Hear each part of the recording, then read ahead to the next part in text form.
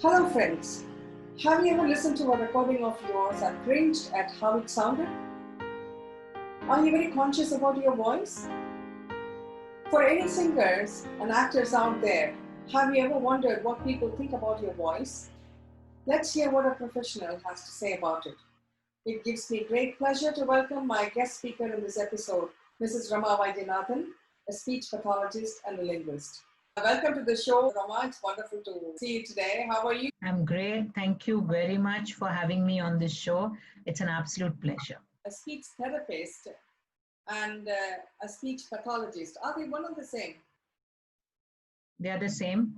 Speech pathology is the subject name, course name. So some people prefer to call themselves speech pathologist. And some people call them speech therapists. It's one and the same. It's one and the same. And then there are other terms like speech language therapist or speech language pathologist, because you also deal with language issues. You know, people who after they have had the stroke, they have lost language skills. So it involves with everything like speech issues, language issues, and also voice. People call them voice pathologist, voice therapist. But most of the therapists and pathologists are dealing with medical conditions, voice nodule, voice vocal cord paralysis and all those things. I mean, you said it well, very apt, because the term voice engineering or speech therapy, it was already there in our classical style of music. And I wouldn't say people were not aware of it. Involuntarily, they had imbibed, because see, some of the legendary musicians, they had this ability to master what they want to reproduce. They could actually make their voice, this particular instrument, work in, according to their the command. Am I right? Absolutely, absolutely. So let's talk about music or using your voice for music. What's music? Music at the end, as we say, is just sur and tal. When we say in Hindi sur and tal, it means you hit the right notes and you catch the right beats. That's music. And that's across all kinds of music. And what's that? What I call musicality is actually here. It's not here. It's a skill that you have. It's a knowledge that you have. It's something which you're born with actually. And of course you can cultivate it as well and you can grow it. And when you sing, your voice is your instrument. But the same music you can use to play other instruments like guitar or violin or whatever. The knowledge is the same. And when the instrument is inside your body, it's more difficult to tune it because you're also using it for talking, shouting, screaming, and all those things. And you're also using it for music. So it becomes more difficult. And the fact that it's part of your body and it's inside your body, it's more difficult to tune it. But I think what you were trying to tell, let me come to that point, is that some of the great musicians used this instrument so beautifully. Who taught them? Right? So it's a skill which they picked up along the way, maybe from their gurus or for somebody else, or just by trial and error. Just by trial and error. If I sing like this, my instrument works better. If I sing like this, it doesn't sing. And it was part of music as well. And that whole tradition of using, look at Balamurali or, MS Subbulakshmi. They used their voice so beautifully, or even a Lata Mangeshkar or an Asha Bhosle. Nobody taught them, right? Voice culture, voice training. But the thing is that over generations, we have not kept up that thing. So now when somebody goes to learn music, the music teacher does not teach them about how to use your voice properly. So what is voice training or voice culture? To learn to use this instrument, two things, easily and effectively. Okay, so it should be more easy, more effective. It should be a normal thing. And also to use it to your maximum potential. Okay, so what's the maximum potential of my voice? What is the highest and lowest note I can reach? What is the maximum gamaka I can make? So there's a lot of potential in you which you're not exploring. So voice training teaches you only two things: explore your maximum potential, to learn to use it in a very easy and very effective way. And that is part of music. And so you can learn it with your music if you're fortunate to get an amazing music teacher, or you can learn them separately. And as you rightly said, how did these people sing? Well, Well, they learned it. We don't know how they learned it, but they had it. They had it. They used it so beautifully, their voice. So that's the thing about, and I always thought the way Indian music is taught, it does teach you a lot about voice training. I just think that we just need to reclaim those parts of our culture and heritage, and it's there. We need It's to very put much on that. Yes, yes, absolutely. I had always wondered as a musician, the entire concept about voice, how to effectively use your voice, and it was like a rigorous Carnatic music lesson. You learn the kriti or you learn a song, and then you come back, and that's right. Well, if you practice, I do believe that the more you practice, the more you effectively use the voice, you will get it. But this was not consciously, it was not ingrained by the people. It doesn't focus specifically on, yes, this is how you should say, the projection, the resonance, what you should bring out so that the listener will feel it pleasing to the ears. So all these aspects I came to know only at a much later stage in my life. I mean, I'm sure every musician who's watching a chat show would find it relevant. They can relate to it. true. So I always tell, people ask me, was there voice training before? I said, yes. If your teacher right now is 90 years and plus, your music teacher, she would have taught you some voice training. And then after that, it was kind of lost. I will definitely not blame the teachers, because even as students, I myself, when I was a student of music, I used to go once a week for 45 minutes, and then I didn't bother about it much, right? So you can't blame the teacher completely. So let me tell you about how I discovered it, and then maybe that's a cue for a lot of people. So, like any other damn bram girl, you're sent to music class when you're 5, 6, 7, right? It's part of your culture. You go and learn music. And then I kept learning Carnatic music for a while, and I used to always feel tired after I did my class. My voice would hurt a bit, and I wouldn't know how. Some days, certain songs I sang beautifully, and then certain days I was like struggling with my song. And I would always ask my teacher, why? What is happening? And poor thing, she wouldn't know much about it.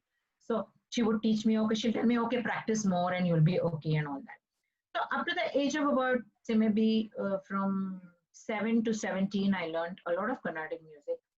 And then, I got into my undergrad studies, and I gave up music for a short time and I wasn't singing. But, destiny, how it plays. So my undergraduate my graduation was in audiology and speech therapy. And it's to do with hearing problems and speech problems and voice problems. So I started studying, and somewhere down the line, when the voice lessons came, and they taught us about how the human voice works and all the scientific aspects of how it works, how you need to get. And then I got all my answers like, oh my God. So that means I wasn't using my instrument properly. So now I get to learn from the science perspective how to use my voice properly. So let me tell you a little bit about that. So what is voice? It's very simple. Once you understand this very basic concept, anybody can use your voice well. So what's voice? Voice is nothing but the air that you breathe out. So if you put your hand here and say 1, 2, 3, you'll get air, right? And the air that you breathe out is what converts into voice. Over here, you have your voice box and you have vocal cords. We have two of them. They're joint in the front. And if you look from top, they move open, close. So vibration of your vocal cords. So voice is the vibration of your vocal cords. And the catch was ideally to be caused by the air that you breathe out. So if the air vibrates your vocal cords, then it's the right method. But if your vocal cords are vibrating with all the muscles over here and there's no air, that's the wrong method. So in musical terms, it's also called sing from your stomach and sing from your throat, right? We've all heard that. So you never sing from your stomach, you always sing from your throat. So sing from the stomach means use your breath, and don't means don't use your breath. Okay, so I'm sure teachers have told us musical that take a breath and all that, but how do you exactly coordinate your breathing with your singing? That's what voice training does. And then here I discovered, oh my God, this is how you use your voice. So I know that I wasn't using it properly. That's why, in spite of having a good musical knowledge, I could never do those things which I wanted to do. So I know over here what I want to do, but this instrument was not obeying it. But having discovered that, Mm. there was a final piece that need to be put together. So you know about voice, you know you have to breathe and all those things, and you know your music, but you need to put them together. So a lot of a lot of voice training courses in the West are geared to Western music, right? So there's this thing that how do you use it for Indian music? And that's something which happened much later, not when I was doing my graduation and my post graduation and all that. And initially I also started off treating people who have a voice issue, you have a nodule, your voice is not working, you have hoarseness. So I was more into treating people who had a problem. And then slowly and steadily I realized that if we taught them how to use the voice properly, especially the singers, actors, teachers, lawyers, they would never get that nodule or anything. So prevention is what is voice training all about. And then, God bless my parents, they sent me for music class. I had music knowledge, so I could put them together, and I started using voice training for Indian music. So how do you incorporate it in Indian music? And that's when I realized that so many people want to learn it. And then slowly and steadily it grew. And of course, if you want to sing Western music, it was already there. There's such lovely courses. But I thought that every kind of music should be able to incorporate that scientific knowledge into how to use your voice. And as you rightly mentioned in your first, when you started the chat, people didn't know much about it. So I think it's a process where you slowly, more and more people come to know about it, and it will continue the process. And let's see where it takes us. It will get much better in the years to come, is what I feel. Yeah, absolutely, absolutely. More and more people are realizing the importance of proper training and how to train your voice and things like that. Now, you did say that during your undergrad, you went towards this particular course of doing audiology. Was it a very conscious decision, or it was just that you felt, how did it all happen? It is completely, I believe a lot in destiny and how sometimes destiny takes you where it takes you, right? Like today I'm chatting with you, I didn't know you a couple of days back. So that's how life happens. So we, as I said, family of doctors. So my dad said, okay, what do you want to do? You want to do engineering or you want to do medicine? I was not good in maths and physics. I was not good at all. I struggled. And I said, no, I don't want to do engineering. So what? You do medicine? Okay, fine. So I was good academically. So I started studying for that. And when the time for, when I finished my 12th grade, I missed my medicine admission by a few marks, maybe 1 or 2 marks. It just nicked. And then I went for the admission for this audiology and speech therapy. So I went there. I didn't know anything about it. So I went there because it was a paramedical course and my parents said, go and see what it is. So I went. I went to that college. I looked at it. I looked at all the course description and somehow I felt I liked it. And it was like an instant, I was just joined it. I just paid the fees and I joined. And I liked it from day one because it was a paramedical course. It was a professional course. And slowly and steadily, I realized that destiny had to play it that way because this whole interest I had in music and this whole interest that I developed eventually with voice. And actually, this whole audiology speech therapy is a very huge course. It has multiple, things you can do. But over a period of time, like I have put myself to voice and I definitely had no plans to do this, but it happened. I mean, destiny, I'm sure destiny has really carved out this special path and you've absolutely so well in this beautiful journey. Amazing. There are certain dental or oral health conditions, for example, the cleft palate, which is at birth, or a prolonged thumb sucking, which is an acquired habit. Now, they do raise complications in people's speech. Have you come across such cases? And if so, how do you help them enunciate the words well? So, as part of speech therapy or speech pathology, you deal with all speech disorders. Okay, so if you have a cleft lip or a cleft palate, you won't be able to say certain sounds. mm, So these are all problem with pronunciations. mm, mm, And then there are kids who don't learn to, pronounce, like for a very long time, they don't learn the r or the th, yeah. you know. And then there are kids who stammer. There are kids who don't learn their language very fast. It takes them time. So as a speech therapist, all these things are part of our job. Pronunciation errors are again corrected if there's a physical deformity. First, you need to correct that, like a cleft palate or a tongue tie, or all those things need to be corrected first. Sometimes there's no physical problem. There's no physical issue at all, but there's a functional issue. Your tongue is right, but your tongue is not moving as well as it should. So there's a functional issue, right? So if it's a functional issue or the child has not learned that thing, a learning issue, then the therapy helps. So we teach them.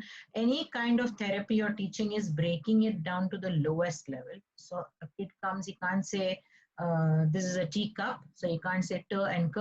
He's saying this is a teacup. So you first teach them the t or k. You isolate the single sound and you teach them. And there are techniques. So one is by just listening. Child listens to saying k, k, k, he learns. Or you tell him, okay, now put the back of your tongue on the top and stick it and then say the k. So there are techniques. That's what you learn. And then you guide them over 3 or 4 months to say or pronounce those things properly. So coming back to that's therapy. And then even in voice, there's therapy and training. So therapy is all the people who have a voice issue.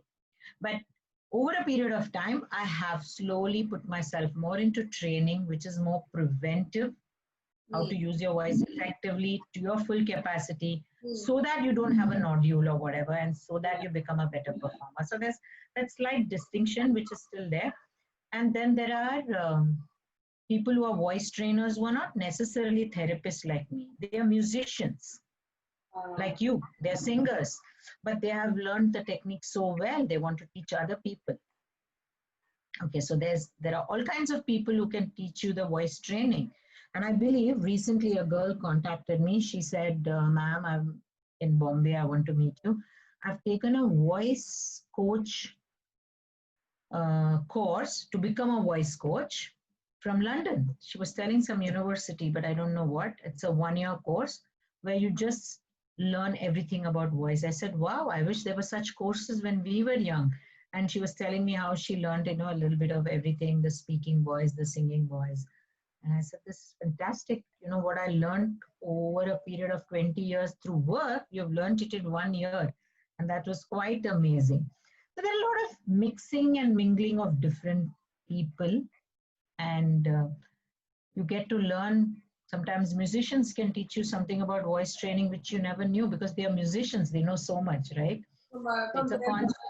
Yeah, yeah. Absolutely. So I think it's about constantly learning, collaborating, and then students teach you. They ask you a question and you know that you know nothing about it. So you go, you learn.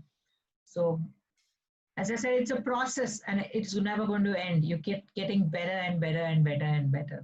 So why do you think it is important for the actors and especially the voiceover artists to have, take good care of their voice and have this kind of voice training? Why do you think that is important, Rama?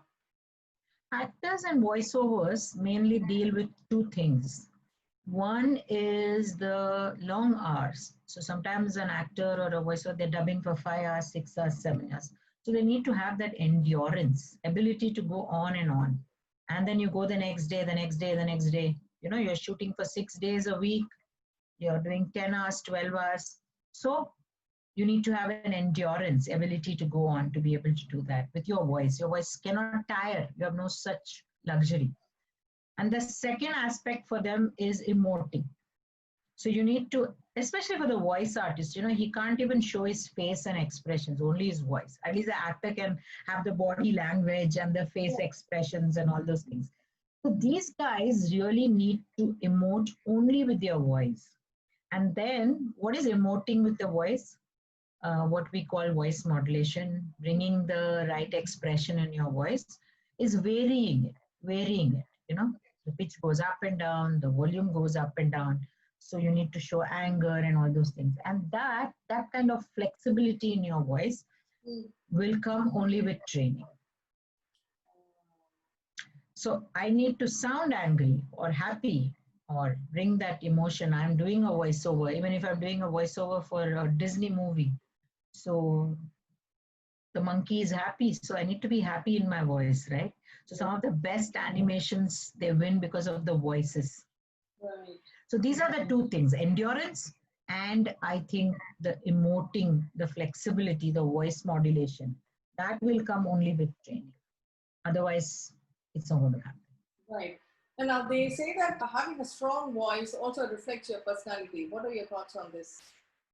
Oh my God, you touched something which is kind of very, very, something which I feel very strongly about. And so I believe that your voice completely reflects who you are, 100%, not just little bit here and there. Okay. So there are a couple of aspects over here. So if you want to change something in your voice, number one, then you need to change something in your personality as well, right? So if my voice is reflecting me now, like I give you my example, I give this example to everybody, you'll see it in every talk of mine, that my voice is very powerful. So I'm using a very small amount of power. I can go really loud, I can project, I can go loud. I have a powerful voice. Okay. That's because I feel I'm a powerful person. That's why I have a powerful voice. The day I start feeling that I don't have so much power, my voice will also lose its power. Right? And training also. So we talked about functional. So my training happens at 3 levels, whether it's for actors, singers, whoever. First is a physical training where you learn how to breathe, how to use your breath, how to do your warm-up exercises, your tongue exercise, your lip exercises, the basic. Second is the functional training. Functional training means whatever I've learned to use my breath, am I using it while I sing? So I know how to breathe, but am I breathing well when I'm doing a concert? So all your learning is a waste if you can't use it in function, while singing. So functional training is the most important thing, right? So you have to learn to coordinate your breath and use your breath beautifully in a song for 1 hour, 1.5 hours, 2 hours. That's functional training. And the third thing, what I always add to my training, what I call the metaphysical aspect of your voice, is that if you want a major change or shift in your voice, you need to have that in your personality, because your voice reflects your personality. And let me tell you, all of us human beings, you, me, and the rest of the world, not all aspects of our personality are good. There are some not so good aspects that we need to change, right? So I may be a very angry person or a sad person. I need to change that. I can't say that's my personality. That's how growth happens. That's how progress happens. That's how you evolve as a human being, isn't it? Otherwise, what's the difference between you and an animal? There's no change. I believe a lot in that, and I guide most of my clients to work on, exploring your personality and, seeing if you can expand a little more in your voice, in your mind, in your personality. And the ones who do it, they make huge progress. They make huge progress. Amazing. They do. That's really very useful insight for me as well as our viewers here. Now, is there such thing called as a perfect voice, Rama? Yes. So I'll give you the definition of a perfect voice. Okay. Sure. So the perfect voice is your voice. So for each of us, what we have now, it's perfect for us. So everybody has a perfect voice. God has given you your voice as per your looks, your personality, your height, weight, everything. Your voice is perfect. So I don't think there's anything called as the perfect voice. Understand your voice. Completely comprehend what is possible, what's not possible. I can do this, I can learn this. This is never going to happen to me. And then once you have understood what you're capable of, you'll try and work around that in your craft, in music or in acting or whatever. Instead of blindly following somebody else, try and understand yourself, train your voice. There's a lot more you can do, but there'll always come a time when you can't do something. And then that's the time you say, okay. So I say, be confident as a singer. You want to be a playback singer. You be very confident and say, see, these are the things I can do, but this is the something I can't do. Personally, I've had instances where some of the children, they used to come up to me and ask, do I sound like such and such a singer? Do I sound like this? I said, no, each one of us are born with a very unique voice. How important is posture in voice culture? Posture is important, but not what we think, that rigid posture. So coming back to posture, you have to understand why is posture important, because as I said, everything in music or in your voice has got to do with your breathing. So breathing is it's a fuel. No air, no voice. So you need air. And you need to fill your lungs to the maximum capacity. Okay. And that's when you will have lots of air all the time available to you for singing or talking or whatever. And if you look at small babies, they breathe really well. So what they do is they do deep breathing, which means they fill their lungs with 100% air. So if you watch them sleeping, you'll see their stomach go up and down and up and down. We've seen that, right? Because what happens when you fill your lungs with 100% air, there's no place for your lungs to come forward. It's all bones. So like a big balloon, it goes down and it pushes your stomach up. So you're breathing out. And that's why they can sing, they can yell at the top of their voice, nothing will happen to them. But as adults, most of us shift to shallow breathing. If you watch an adult sleeping, it will be his chest which will go in and out, not the stomach. Because we're filling 20-30% of our lungs. Why? Because we don't need lung power. We are not running, we're not doing physical activity, we're not hunting, we're not removing water from the well, nothing. We're sitting most of the time. Everything is controlled with your hands, remote. So lung power comes with more physical activity, and that's why the first thing you learn in voice is how to have more lung power. That's the physical exercise. Then the functional, how to use it for singing. And of course the thing. Posture comes here. So how to get full lung full of air depends on posture. So the posture is not one of erect or anything. The posture is one of relaxed. The more relaxed you are, the more easily you can fill your lungs with air. Okay, so you need to be in a very relaxed state of mind and body. So you need to sit cross-legged. That's very important, because when you're cross-legged, there's more place in your stomach to expand. Okay. Or you could be standing or lying down. Again, but you can't be standing and singing. Or a lot of people stand and sing. Have you noticed? They do very well when they stand, and when you make them sit, they don't do well. Because when they are standing, they're able to fill their lungs with more air. So cross-legged is a very good position to do. And you need to keep your back relaxed. So you don't have to slouch, but you have to keep it relaxed. If you keep it too erect, and if you tense up your muscles, you won't be able to fill your lungs. So the only first thing to fill your lungs with 100% air is 100% relaxation. And as we talked earlier, it's 100% relaxation in body and in mind, both. Yeah, true, very true. Are there any simple exercises for singers, actors, voiceover artists, which they can do on a regular basis to keep themselves more or less in a fit condition? Yeah, so I'll give you what I call a flow chart. Okay, so it's not just exercise. There are a couple of simple things that you need to do. Right. The number one thing that you need to do is what I call a deep breathing exercise. Okay, so deep breathing exercise is very simple. Okay, you need to do this every day.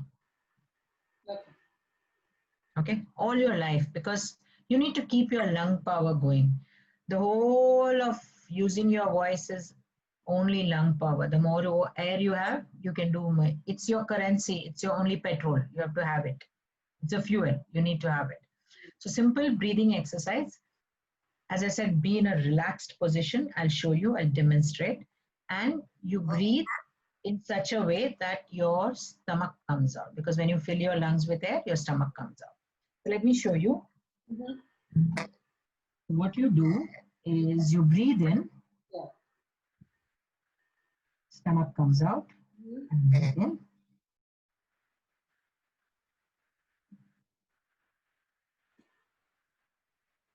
Mm.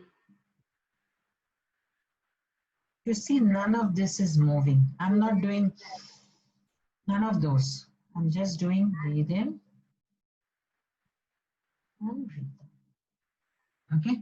So you need to do this simple breathing exercise. You breathe in and breathe out is one breath. And you need to do 12 breaths non-stop. Okay. Breathe in, breathe out non-stop, because you are exercising all your internal muscles.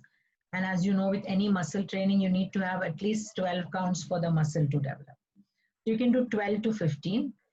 And you should time yourself. It should take more than 2 minutes. If you're doing less than 2 minutes, that means you're breathing in fast. Right. Okay. And this is one set. Then you take 30-second break, second set, 30-second break, third set. So you do breathing exercise every day, 3 sets of 12 to 15 breaths per set. And you try and do 1 time every day compulsory. If you can do twice, great. Okay. And then the second exercise is, these are all physical exercises. Okay. Second is you need to do some gentle warm-ups, which you can do every day. So there are muscle warm-ups where you're just warming up your muscle. So the first muscle warm-up is a humming. Breathe in, always breathe in, and always breathe out is when you use your voice. Okay, so breathe in and then do that's one exercise, 2-3 times. And then breathe in, and as you breathe out, you do exercising all these muscles. And you can do the trills.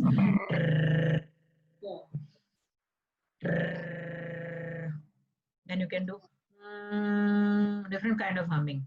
Nga, nga, nga, ni, no. These are muscle exercises. You're just exercising your muscle. These are all physical exercises.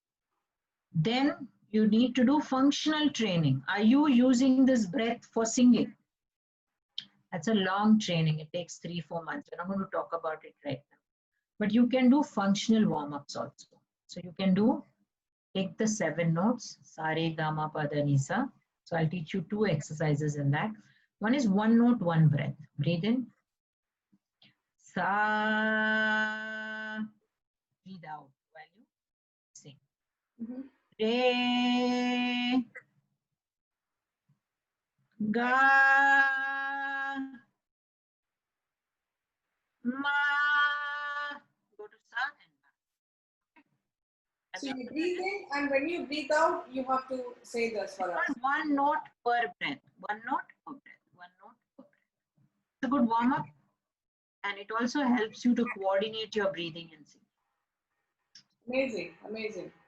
If you're not singing from your stomach, then all the pressure is going to come here. Learning to sing from your stomach, which is equal to learning to use your breath for singing, is a 3-4 month process.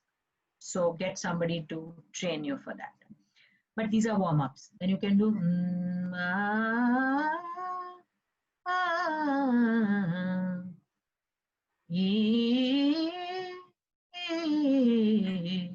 you can do it with all the vowels. Ooh. Even music teaches you all these simple things, isn't it? Okay. So you can do breathing, you can do gentle warm-ups, muscle warm-ups every day. And you need to have certain basic rules like sleep 7 to 8 hours. That's when your muscles work well. And when you sing, don't eat to your full stomach, eat to half a stomach. Thanks a lot, Rama. It was very, very, very insightful to hear your experiences and your advice and suggestions to a person who is very curious to know about or to discover what their voice is all about. Hearing your perspective, your suggestions and advice would certainly give them a lot of exposure into this voice training.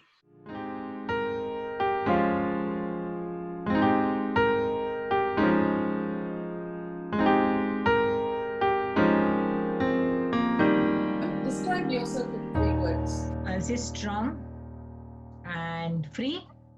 Freedom is very dear to me. And I'll say open, flexible. Strong, free, and flexible. Your favorite relaxation mode? Favorite relaxation Mode. mode? I think listening to music, any form of music. So I'll always have those with me. Excellent. What is the best piece of advice you have ever received? Oh, which I didn't take, of course, which was from, I think it was from my mom when I was very young. She told me that you should not stay in India, you should go to America. Uh-huh. And yeah, when I was very young, maybe about 10, 12, I think I had a heated argument with her about something, why things should be done like this. This is not the way. Give me the reason why you're doing this. And, I want to be, do the way things the way I want. And she said that I've been observing you for a while now, and you are all the time wanting to do only what you want to do, and you want freedom and all that. So you're a misfit in India, you go to America. So I was too young to grasp that, but I think that was the best piece of advice she gave, which I didn't take because I still live in India. It's a great place and all that, but I do miss when I travel, especially to the West, especially the US, I can sense that the free spirit there. I do miss that. Right. It's a land of freedom. If you could ask God one question, what would that be? Show him more purpose. What's my purpose here, and what's the purpose of this life? It's something which constantly I try to discover. What's the purpose? So I would definitely ask him that, and so that he would give it to me straight away. Okay, this is your purpose. True. Okay. So that brings us to the end of this very inspiring chat show. I felt the talk was really deep, and you connected the dots really well. Thank you. Because most people will just ask basic things and they wouldn't go into the intricacies. I think it was wonderful talking to you, Chitra. It was wonderful. My great pleasure and honor to talk to you, Rama.